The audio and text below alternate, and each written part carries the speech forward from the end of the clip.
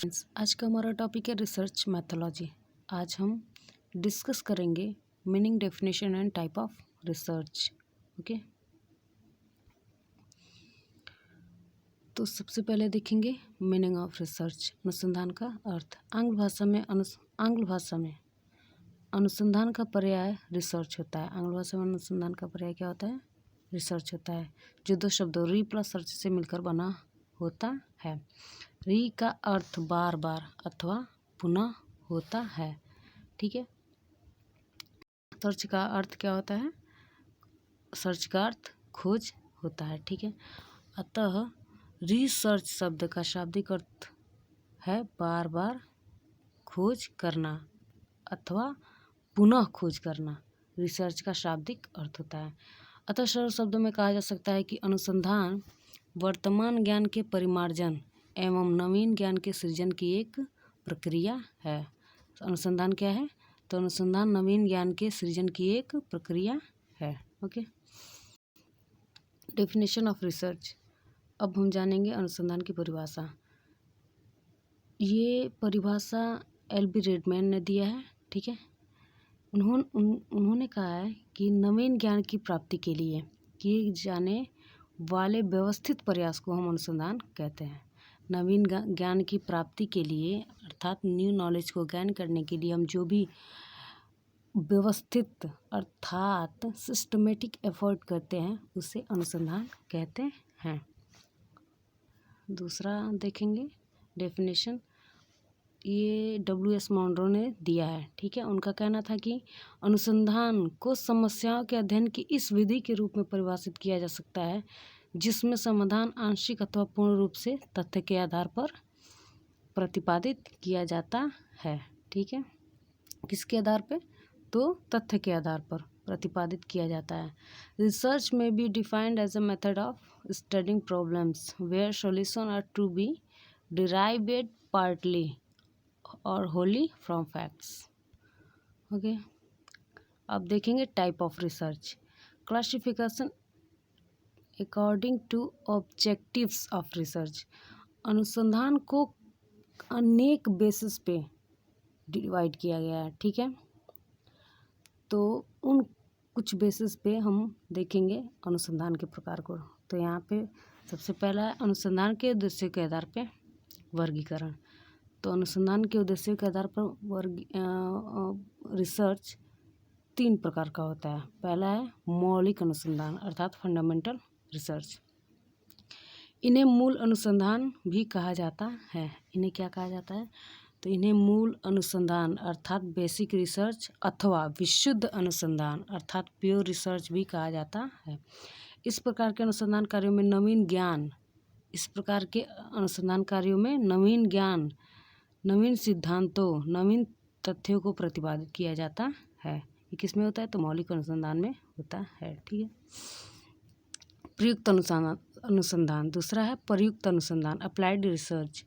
इस प्रकार के अनुसंधान कार्य के द्वारा पूर्व में ज्ञात सिद्धांतों, तथ्यों अथवा सत्य का प्रयोग करके किसी उपयोगी वस्तु का विकास किया जाता है। प्रयुक्त अनुसंधान को वस्तु तथा मौलिक अनुसंधान के परिणामों का व्यवहारिक परिस्थितियों में अनुप्रयोग कहा जा सकता है। ओके, तीसरा है क्रियात्मक अनुसंधान एक्शन रिसर्च। इस प्रकार के अनुसंधान कार्य में तात्कालिक व स्थानीय प्रकृति की समस्याओं का समाधान वैज्ञानिक ढंग से खोजने का प्रयास किया जाता है। कुछ विद्वान इसे वास्तविक अनुसंधान के रूप में स्वीकार नहीं करते। अब है अनुसंधान परिणामों के आधार पे।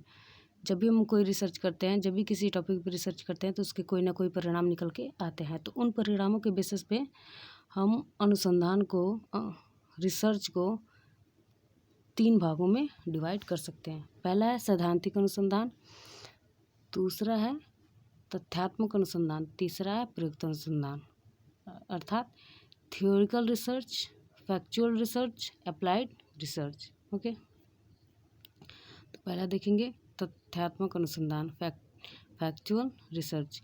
इस प्रकार के अनुसंधान कार्यों में नवीन तथ्यों या सत्यों को प्रतिपादित किया जाता है। इस प्रकार के अनुसंधान का उद्देश्य वस्तु स्थिति को सामने लाना होता है। दूसरा है सैद्धांतिक अनुसंधान। इस प्रकार के अनुसंधानों में अनुसंधानकर्ता के द्वारा नवीन सिद्धांतों, नियम, लॉज या स्पष्टीकरण, एक्सप्लेनेशन को विकसित करने का प्रयास किया जाता है। प्रयुक्त अनुसंधान। प्रयुक्त अनुसंधान इस प्रकार के अनुसंधानों में पूर्ववत ज्ञात तथ्यों एवं सिद्धांतों के नवीन अनुप्रयोगों को प्रतिपादित किया जाता है। इनका उद्देश्य किसी उत्पाद या प्रक्रिया में सुधार लाना होता है।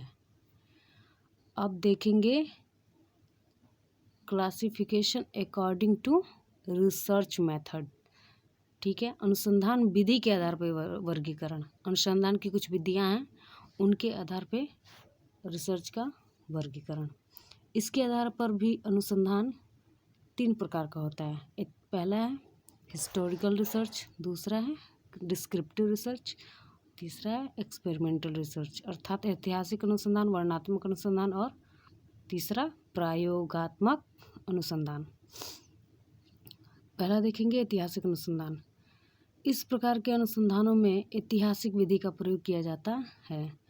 ऐतिहासिक अनुसंधान वस्तुतः अतीत का अध्ययन करके क्या था प्रश्न का उत्तर प्रदान करते हैं।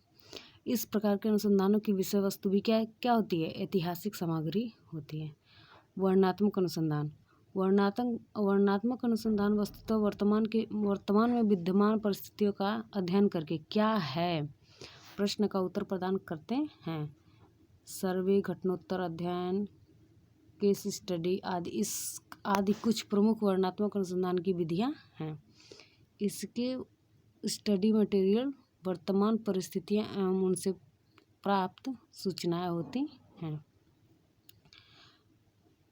तीसरा है प्रयोगात्मक अनुसंधान, एक्सपेरिमेंटल रिसर्च। प्रयोगात्मक अनुसंधान वस्तुतः भावी अर्थात फ्यूचर परिस्थिति का अनुमान अर्थात फ्यूचर का भावी परिस्थिति का अनुमानित अध्ययन करके क्या होगा प्रश्न का उत्तर प्रदान करता है। इसमें किसी चर को नियंत्रित करने या मैनिपुलेट करने पर घटनाक्रम पर पड़ने वाले उसके प्रभाव का अध्ययन किया जाता है। ठीक है। अनुसंधान की प्रकृति के आधार पर वर्गीकरण, classification according to nature of research. तो इसके आधार पे भी अनुसंधान की प्रकृति के आधार पर भी अनुसंधान को 3 भागों में विभाजित किया गया है। पहला है वर्णनात्मक अनुसंधान, डिस्क्रिप्टिव रिसर्च। दूसरा है विश्लेषणात्मक अनुसंधान, एनालिटिकल रिसर्च। तीसरा है एक्शन रिसर्च अर्थात क्रियात्मक अनुसंधान। पहला देखेंगे वर्णनात्मक अनुसंधान। वर्णनात्मक अनुसंधान के अंतर्गत किसी घटना की वास्तविक स्थिति का यथावत वर्णन किया जाता है। सर्वे, केस स्टडी आदि इस प्रकार के अनुसंधान के कुछ प्रमुख उदाहरण हैं। दूसरा है विश्लेषणात्मक अनुसंधान। विश्लेषणात्मक अनुसंधान का उद्देश्य उपलब्ध तथ्यों, सूचनाओं या साक्ष्यों आदि का विश्लेषण करके उनका आलोचनात्मक मूल्यांकन करना होता है। तीसरा है क्रियात्मक अनुसंधान, एक्शन रिसर्च। तत्कालिक समस्याओं के समाधान हेतु किया गया अनुसंधान क्रियात्मक अनुसंधान कहलाता है। ये समस्याएं सार्वजनिक न होकर व्यक्तिगत होती हैं।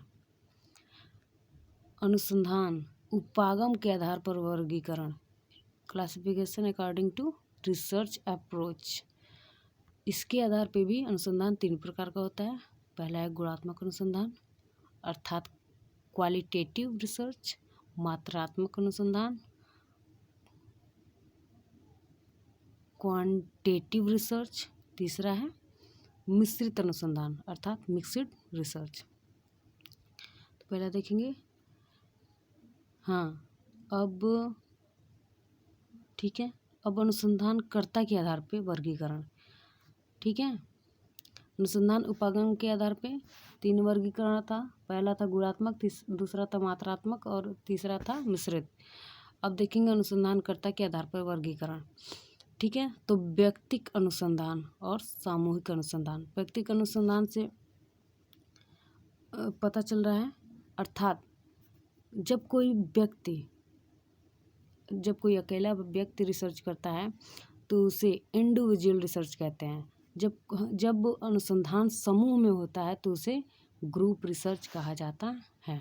ठीक है, अब देखेंगे स्टेप्स ऑफ रिसर्च, अनुसंधान के सोपान।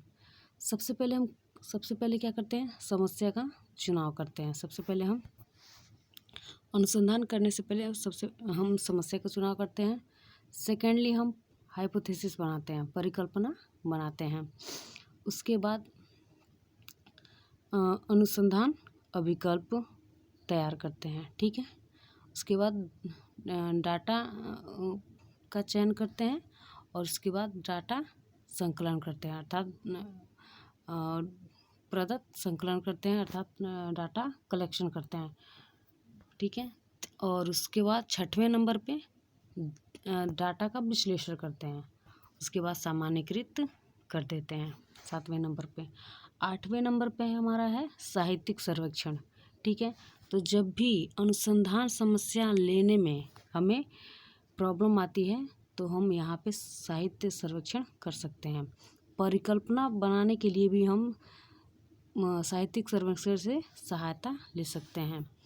ठीक है, अनुसंधान अभिकल्प बनाने में भी हम साहित्य का सर्वेक्षण कर सकते हैं। ठीक है, और सामान्यकरण के लिए भी हम साहित्यिक सर्वेक्षण कर सकते हैं।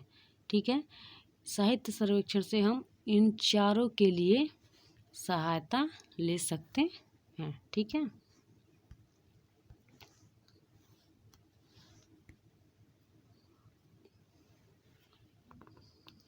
thanks for watching the video. Like, share and comment. Okay, thank you guys.